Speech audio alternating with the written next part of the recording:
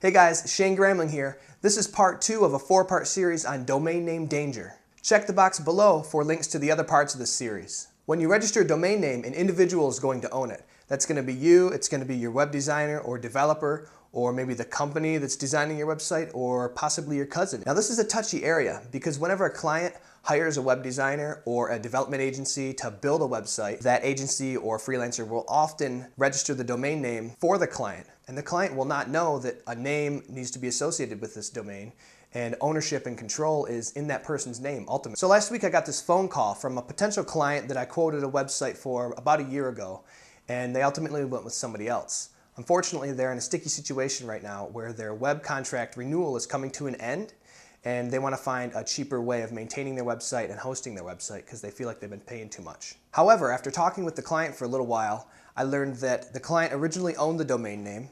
When the project started, the freelancer requested the domain name be transferred into the freelancer's name. Do not do that.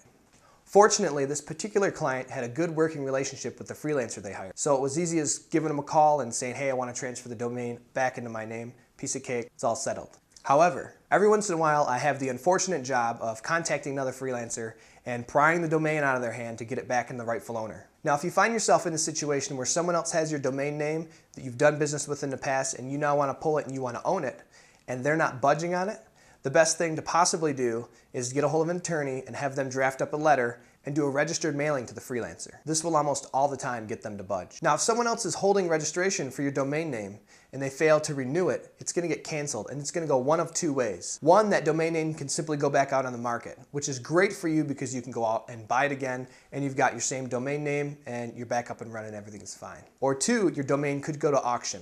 I'll cover auctions in part 4 of this series, so stay tuned. Any comments, questions, concerns, simply need advice? You can find me on Twitter @Shane Gramling, or leave a comment down below. I'll see you tomorrow.